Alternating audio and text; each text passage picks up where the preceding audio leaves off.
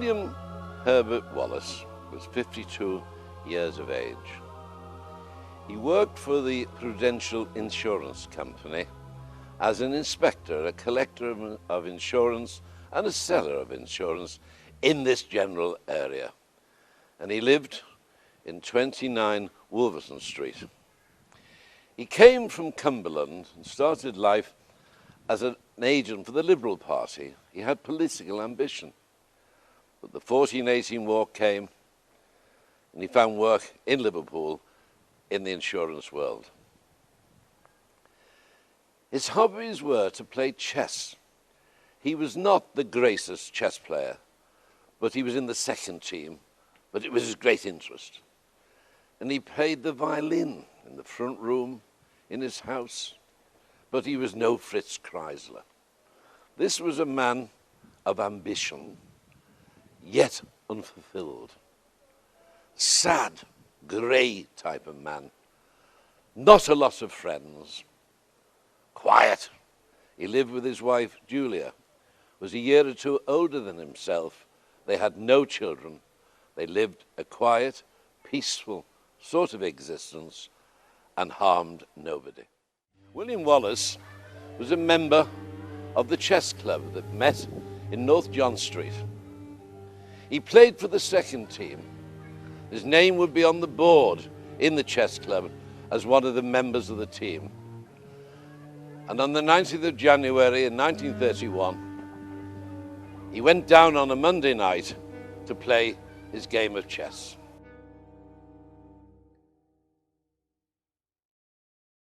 When Wallace arrived at the chess club, a call had been made to the club. Captain Beattie, the captain of the chess club, took the call. There was a message for Wallace.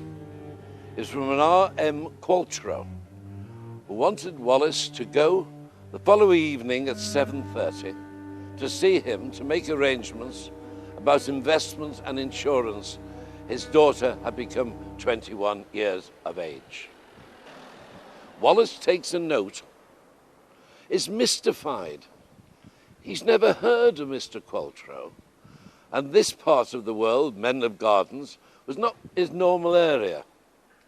During the following day, he pondered whether he should go on this call. He was mystified, but finally made his mind up that he would embark upon the journey.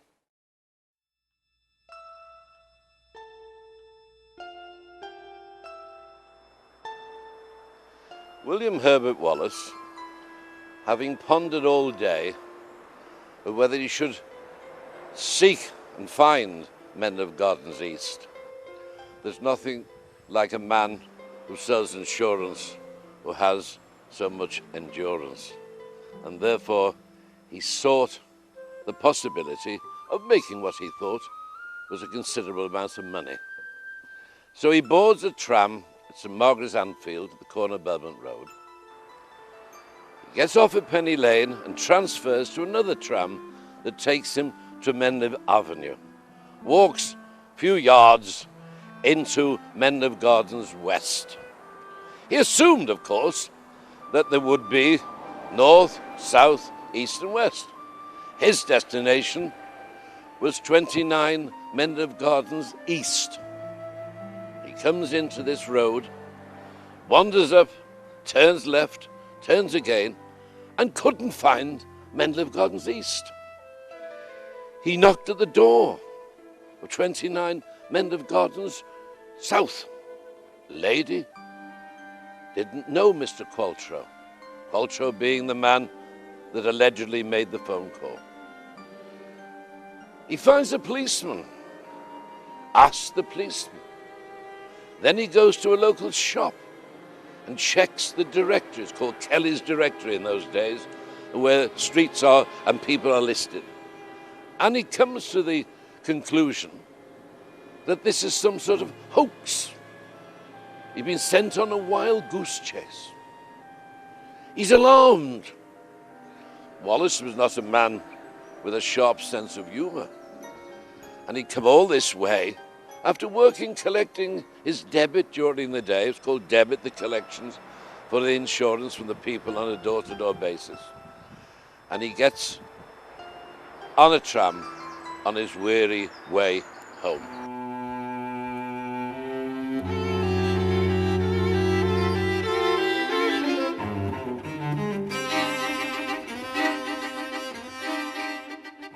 Having tried to gain entry to his house at the front door, seemed that the snip must have been on the door. And Julia was a nervous sort of person, so that did not particularly alarm him. And he decided to come round here, down this entry, to come through the back door of the house. This, of course, is in January. It's dark and grey night, dark, miserable night. And you can imagine at this stage, William Herbert Wallace was suffering from acute frustration. The whole thing had gone wrong. He'd lost the opportunity of making money, and he'd been on a wild goose chase. Then he decides to get entrance to the house by the back door. Tries to get in, and it's stuck. He can't get in. He's getting more and more irate, and a Mr. and Mrs. Johnston, next door neighbours, come out. They're going out for a walk. They help him and they try the door, and it opens. And through into the backyard they went.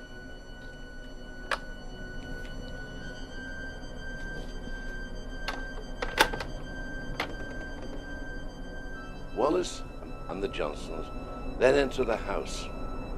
They stay in the back kitchen, and Wallace goes through the hall into the parlour, as it was then called.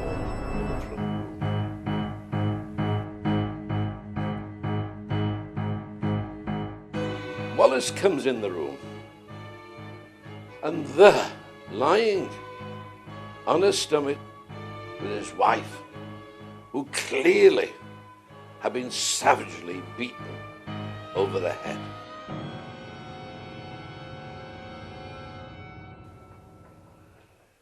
He doesn't scream, show any great emotion. He calls his friends, the neighbours, Johnstons, in and says something to the effect of, "Look what they have done to her." Mrs. Johnston quietly leads him away into the back kitchen, and with the culture of the time says, "We'll make you a cup of tea." And she makes him a cup of tea, and he sits there. He's a heavy smoker, and he smoked one cigarette after another. At this stage, Mr. Johnston heads off to Clapham Road, the nearest police station. Those days, of course, people went on the telephone. So he hastened to the police station. Policeman returns on his cycle to the house. Communications, of course, are now made to the headquarters of the police in Dale Street in those days. And before long, Hubert Moore, the chief detective of the day, arrives on the scene. And he wanders around asking Wallace questions. One of the questions he was having to establish in his own mind was the motive robbery. So he asked of Wallace, "Is there anything missing?" And Wallace goes upstairs and said, "No, there's nothing really missing. Any substantial amount of money was in a cash box which had not been tampered with. There was a smaller box which he claimed that were £4 missing. £4, of course, was a considerable sum of money in 1931, but hardly the amount of money that would justify such a robbery." Moore began to ask Wallace questions and gradually pressed Wallace time and time again to account for his movements.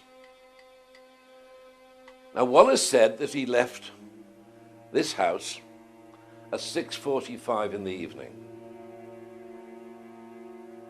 This can be established by virtue of the fact that they checked up on the question of the tram that he got at St Margaret's, Anfield, and then the transfer at Penny Lane, and it related to the times Wallace had announced. So they began to accept that 6:45 would be approximately the time he left. This was assisted by a milk boy called Alan Close, who, while they're pondering all the times, knocks at this house, asks to see the detectives, and then strangely and quaintly says, "I am the missing link." I don't know whether he studied Darwin's theory in any way, but he picked this phrase up from somebody. "They brought this young fellow in. He's a nuisance. Come in. What is you saying?" But he said that he saw Mrs. Wallace at 6:45 when he was delivering milk. "Well, listen, son, how do you know it was 6:45? You haven't got a watch." "Ha ha! I could see it on Holy Trinity Church clock at 6:45. And so, we've now got a situation where we can date or time precisely the last person to see Mrs. Wallace. How could he have done it all in the time? Allowing for moments. Basically, he had to get from 6:45 to St Margaret's, Anfield, and onto a tram by 7:05. The police actually got a number of policemen to try and time the journey, how long it takes. I once in my youth, with my late brother, did the walk myself to test this. It was a very, very close call. What we're really saying is that Wallace only had moments, virtually, to kill his wife. There's very little evidence against Wallace at all, other than it is traditional when there is a murder in what's called a domestic. The first person to be suspected would be the husband or the wife, and therefore Wallace was being suspected from day one. But they struggled for lack of motive. They didn't believe it was a robbery. They began to investigate all Wallace's movements around, as we talked earlier, about men of gardens, talking to the policeman, going into a shop, checking up in a directory. It was all trying to establish an alibi. Was the phone call made by Wallace? Well, they discovered that the phone box from which the call was made was near Holy Trinity Church, just down the road. Did Wallace make the call on that Monday night? And now the police are in a dilemma. They have a problem about timing.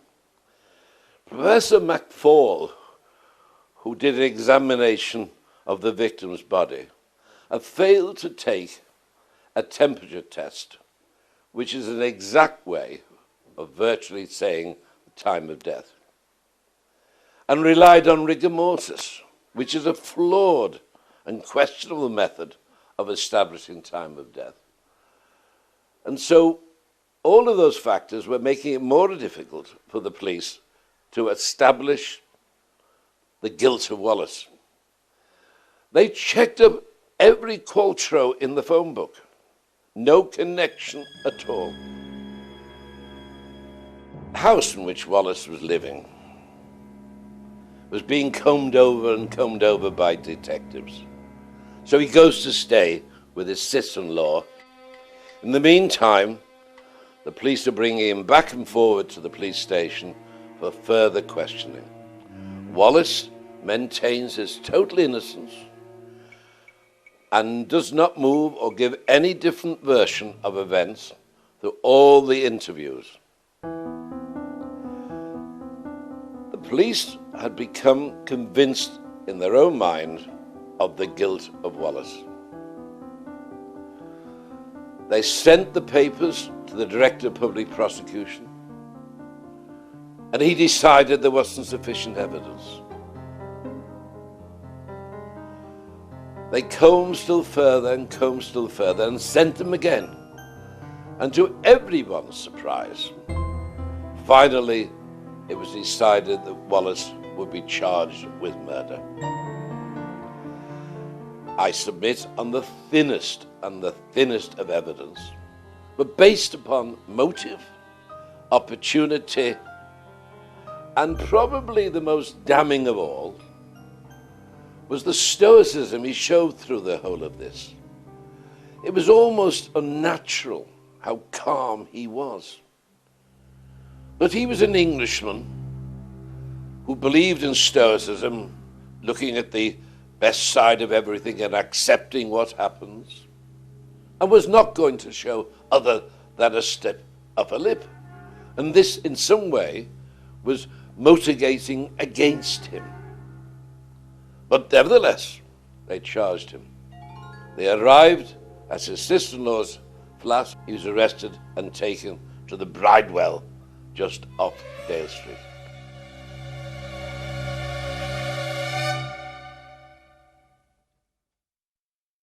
Wallace asked for a solicitor. He'd had no dealings with solicitors before, but a young solicitor called Hector Munro belonged to the chess club, and he vaguely knew him. Munro was sent for and arrived at Wallaston to interview Wallace.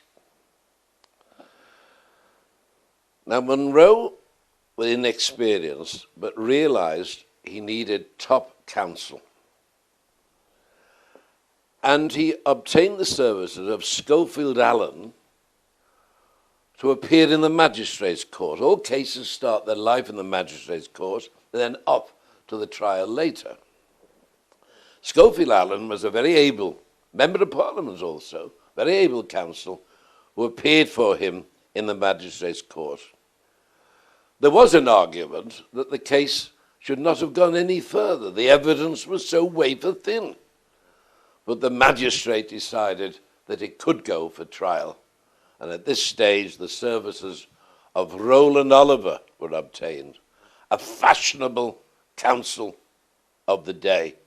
King's counsel, man would cost a lot of money in the normal course of events to have to defend you. How did Wallace afford this? Well, the Prudential Insurance Company, to their everlasting credit, made a contribution towards the defense, and the Prudential Staff Union also made a contribution. They having a meeting and decide that Wallace should not be standing trial and all should be done to try and save this man. Bearing in mind, of course, at this stage in life, 1931, capital punishment was in existence. So Wallace was fighting for his life. In April 1931, at St. George's Hall, Wallace stood trial. Mr. Justice Wright was the judge, a very fair and reasonable judge. Hemedy, the recorder of Liverpool, was desperate for conviction. He was defended by Roland Oliver. The weight of evidence certainly didn't support a conviction. Mr. Justice Wright, very fairly in his summing up, that's the summing up that he does to help the jury, to remind them of the facts and to tell them the law, very fairly. If one reads it, one could see that he was really virtually saying to the jury, I favor you to bring about an acquittal. But the jury did not. And despite all the efforts of Roland Oliver, Wallace giving evidence in his own behalf and never being moved from his story, the jury brought in a guilty verdict. Wallace was sentenced to death. All Wallace said was, I declare my innocence of this charge. He was taken down to the cells.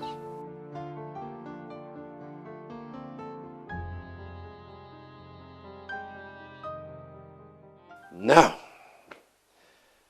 in 1907, became for the first time the Criminal Court of Appeal. And therefore Roland Oliver decided to appeal, basically on the facts not supporting the guilty verdict, the evidence insufficient for a guilty verdict. This provision was allowed in the Act of 1907, but had never been successful. And he addressed the Court of Appeal for over 2.5 hours. Many, many lawyers say one of the most brilliant pieces of advocacy to the 3 judges in the appeal court that they'd ever heard. Hamady, of course, continued to claim for the prosecution. They retired and rather cruelly came back and summarized the whole of the case. Wallace is now standing there, or sitting, outside of the court, somewhere up here, almost like a balcony, so he could not actually be seen by people down in the court, but he could see the judges.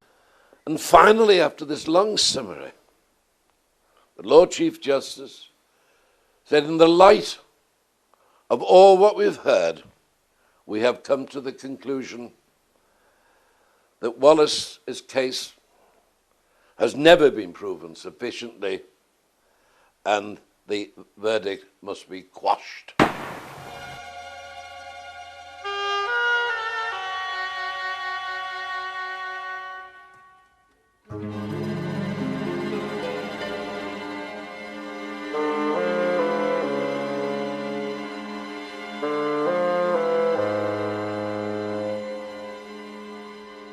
Wallace walked away a free man, but was he free?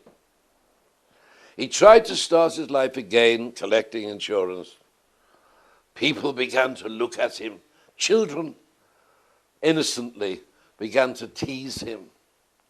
And finally, the Prudential Company took him in to work inside their office in Dale Street.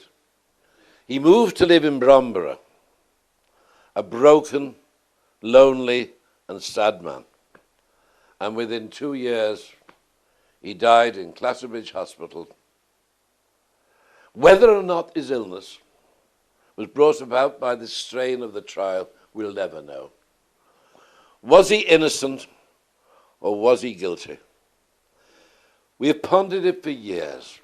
I can only say he certainly should never have been convicted on the evidence. I'll leave you to decide in your own mind whether here was an innocent man whose life was ruined, or here was a man who plotted a murder with the skill of a chess player. We will perhaps never know the answer.